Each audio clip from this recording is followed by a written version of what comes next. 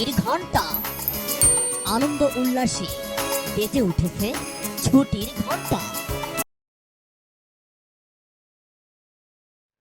গভীর এক জঙ্গলে বাস করত হাঁস, কোকিল আর কাক। তারা ছিল 3 বন্ধু।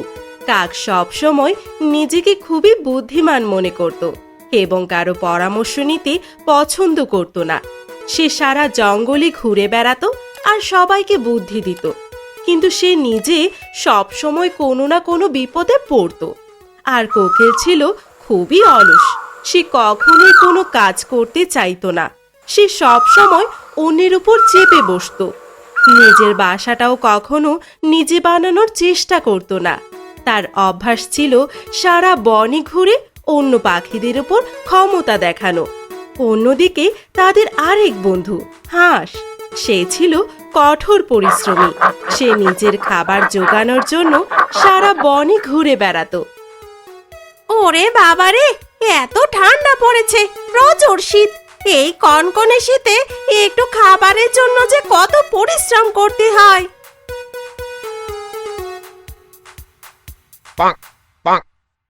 কাক মশাই, কাক মশাই, আরে ও কাক মশাই, আজকে কেন জানি তোমাকে অনেক সুন্দর লাগছে, আর মনটাও মনে হচ্ছে অনেক ফুরফুরা। তাই এই সকাল সকাল কোথায় যাচ্ছ? আজকে আবার কাকে বুদ্ধি দেবে? কাও কাও, আমাকে ফুরফুরা লাগবে না তো কি তোমাকে ফুরফুরা লাগবে? বের হলাম আবহাওয়াটা একটু উপভোগ করি আর একটু এক্সারসাইজ করি, আর তুমি এই কনকনা শীতে পানিতে নেমেছো? আমি কি আর শখে পানিতে নেমেছি? আমি পরিশ্রম করে খাই। আমি পানিতে না নামলে খাবো কি? শোনো কাক মশাই, পরিশ্রম ছাড়া জীবনে কখনো সফলতা আসে না। কাও কাও, আমার কাছে একটা বুদ্ধি আছে, আর তুমি যদি আমার বুদ্ধি শোনো তাহলে আর তোমাকে এত পরিশ্রম করতে হবে না। আচ্ছা বলো তাহলে, তোমার বুদ্ধিটা একটু শুনি। তুমি প্রতিদিন খালের পাড়ে না এসে তোমার বাসাটা এই খালের উপরে তৈরি করে ফেলো, তাহলে খাবার আর বাসা একসাথেই থাকবে। তোমাকে আর কোনো টেনশন করতে হবে না। বাহ, বেশ তো তোমার বুদ্ধিটা। আমার বাড়িটা এই খালের উপর করে ঝড় বাদলে আমি যাতে আমার ছানা সহ এখানে ডুবে যাই, তাহলে আর বেঁচেও থাকতে হবে না, আর পরিশ্রম করে খাবারও জোগাড় করতে হবে না, তাই না কাক মশাই? তা না হলে আপাতত জঙ্গলের অন্য অন্য পাখিদের বাসায় গিয়ে তো ধার দেনা করে চলতে পারো। এত ঠান্ডায় এত পরিশ্রম করার দরকার কি আছে? চুপ করো তুমি। তোমার তো দেখছি খাবার জোগানোর অভিজ্ঞতা কম নয়। তোমার এত বুদ্ধির কারণে তুমি কখনো ভালো খাবার জোগাড় করতে পারো না। কোথাও কোনো পচা নোংরা গন্ধ খাবার পড়ে থাকে, সেটাকে উঠে পড়ে লাগো। শোনো তুমি, অন্যের কাছে ধার করে খাও, আর সকালে বের হয়েছো এক্সারসাইজ করে শরীর ভালো রাখার জন্য। আমি কারো কাছে ধার দেনা করি না, আর আমার শরীর ভালো রাখার জন্য আমাকে এক্সারসাইজও করতে হয় না। আমি নিজেই নিজের খাবার জোগাড় করছি, আর একদিকে আমার খাবারের ব্যবস্থা হচ্ছে, আর অন্যদিকে আমার শরীরের ব্যায়ামও হচ্ছে। তুমি করো, আমার দ্বারা এসব সম্ভব না। সম্ভব তো হবে না তোমার, এই জন্য সারা জীবন অন্যকে বুদ্ধি দিয়ে নিজেই বিপদে পড়ো। তোমার সাথে আমার মিলবে না, থাকো তুমি, আমি এবার যাই।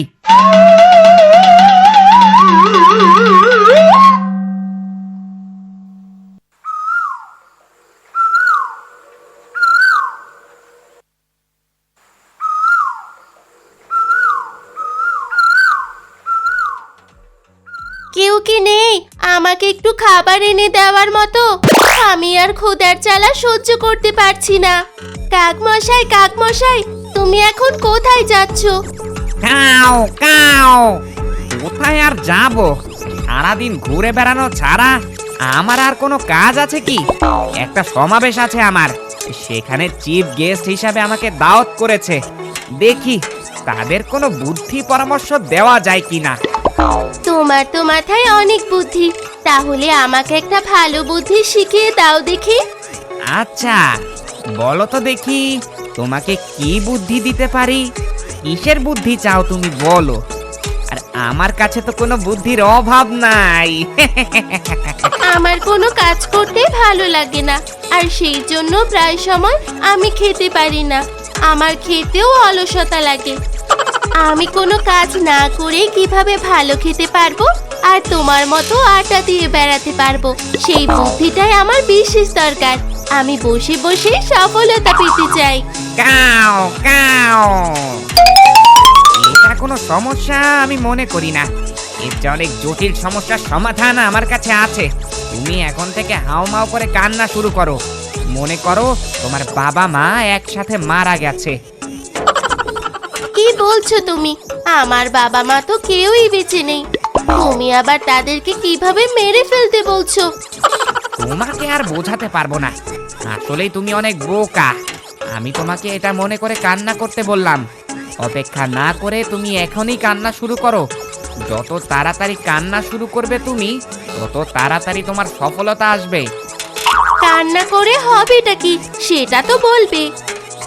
তুমি কান্না শুরু করে দাও, দেখবে তোমার কান্না দেখে বনের অন্য প্রাণীরা এসে তোমাকে খাবার দিয়ে যাবে। খাবারের জন্য আর তোমাকে চিন্তা করতে হবে না। তুমি সারা দিন আড্ডা দিয়ে বেড়াতে পারবে। ধুর মশাই, যাও এখান থেকে।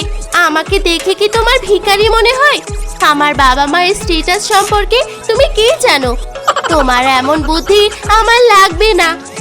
এর জন্যই অগ্রিম পেমেন্ট ছাড়া আমি কাউকে বুদ্ধি দিতে চাই না, কারণ ফ্রি জিনিসের মর্যাদা সবাই বোঝে না। তোমার থেকে আমার অনেক বুদ্ধি বেশি, আর তাই পরিশ্রম করে আমি কখনো নিজের বাসাটাও তৈরি করি না। বুদ্ধি খাটিয়ে তোমাদের বাসায় থাকি, আবার সেখানেই ডিম দিয়ে তোমাদের কাছ থেকে ছানা ফুটিয়ে নেই। আর আমি সারা জঙ্গলে কুকু সুরে গান গেয়ে বেড়াই। তোমার এত বকবকানি শোনার মতো সময় আমার হাতে নেই। আমি ব্যস্ত আছি, আমাকে সমাবেশে যেতে হবে। থাকো তুমি। কাও কাও। নিজেকে বেশি বুদ্ধিমান ভাবিও না, তোমার চেয়েও বুদ্ধিমান কোকিল এই বনে আছে।